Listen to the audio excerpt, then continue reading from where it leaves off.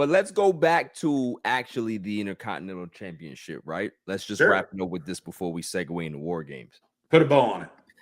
Did you see somebody talked about the Intercontinental Championship and the tournament, and is going to have a surprise opponent on SmackDown? Did you see that? Oh yeah, we're going to be talking about surprise opponents and stuff like that. Are we want to get into that right now? No, I'm just talking about the fact that LA Knight has talked about the Intercontinental Championship. Who's to say that? I don't know how this comes about, but he ends up challenging Cena for the belt. And he goes over. And I can see that. I don't know how they get there, right? But it's just a very odd thing that he talked about congratulating Cena, but now he has his eyes on the Intercontinental Championship. So it's like, how do they get him there? What is the story to make him get there? You know, we would have found out the entire story if they didn't cut him off. I mean, because LA Knight went from losing a match to not appearing on Raw to being in a commercial break promo that gets cut off. Yeah. And now he's going to be on SmackDown against a mystery opponent in the tournament. That they're probably going to squash him with Open for me. It's possible. I have a different guess on who his opponent will be. Just because as big of a pop that LA Knight will get, if they are truly punishing him, quote unquote, what all the rumors are saying, if they're punishing him, well, then they want to get someone in there that will get a louder pop than him. But all right, let's go back to this because I haven't heard about punishment. What are they punishing LA Knight for? Well, that's been like the rumors and stuff just because, well, again, how we talked a couple weeks ago about how he continues to get over on his own, and then holding up that fan's poster that said, like, we want LA Knight, not Jey Uso. That he held up during Raw. So a lot of people speculated that, well, that's starter stuff, and then he lost, and then he wasn't on TV, and now he was just in a commercial break. So what if it's not true? It's just been a lot of coincidences that have merged together. Don't bash our guy that we're pushing to the moon. Right. And being that he's going up against one of the two mystery people, and it's going to be on SmackDown, which is universally known as the land of opportunity. And Nick Aldis will not say the person's name, because if you say his name, he will appear. Hold on. And LA Knight is going to face Joe Hendry on SmackDown.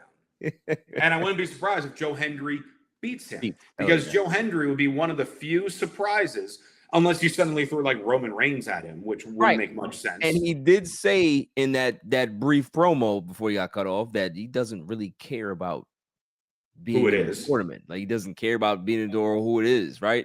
So this is, I don't know. I just hate, I don't like what they doing with LA Knight, and I hope they fix it, because every time I look at him, the same thing with you, you know him, you're good friends with him. This is somebody who is money. Oh, yeah. Like, you're just printing money with LA Knight. And like, you can't be this stubborn or blind to what everybody else sees except you guys. You might see it, you just don't want to admit it. Yep. And we don't like that. And as fans, if you continue to disrespect us like that, we do have a way to be able to tell you, do this or else. Like, you know what I mean? Like, so we'll see. We'll see we'll see who wins that struggle in regards to them being as stubborn as they're being. We have a comment here. Hi there. Happy Veterans Day. Happy Veterans Day to you. If you are a veteran, salute to you. Salute to all the veterans out there. To all the ones that lost their lives, all the people that are affected, for the people that are serving this great country, salute to you. Absolutely. Yeah. So So yeah, with LA Knight, that's the possibility. And then, then the other mystery for Raw, because they would save the surprise for Raw as like the bigger mainstream name than Yeah. SmackDown.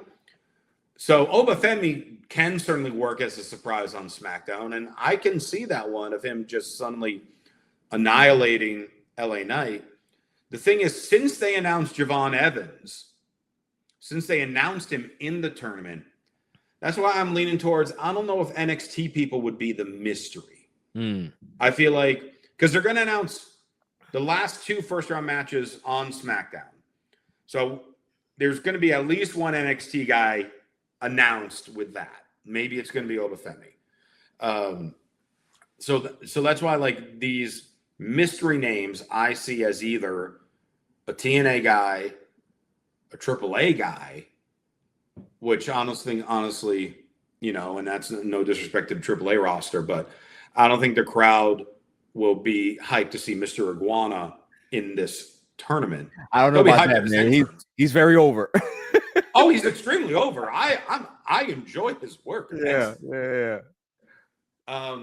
It's going to be like a return of somebody, whether a Roman or a Jericho or a Cardona or Joe Hendry. Like those 2 mysteries are going to be 2 of those 4 people I just named. I would not mind Chris Jericho being in this tournament. That would be insane. Mm-hmm. That'd be insane. It really would be. Like, you know what I mean? And you hear the old school music, break the walls there. I mean, if I had to specifically pick based on the way the setups are, who the 2 mystery guys are against LA Knight, I'm leaning towards Joe Hendry. And on Raw, being that it's Solo Sikoa that is going to face whoever the mystery guy is, I'm picking Roman.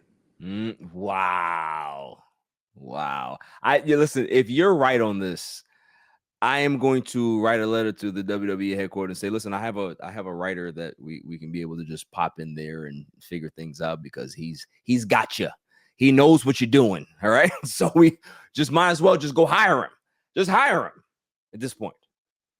It's good to know no letter will be written, because there's no way I'm going to be right about both of these.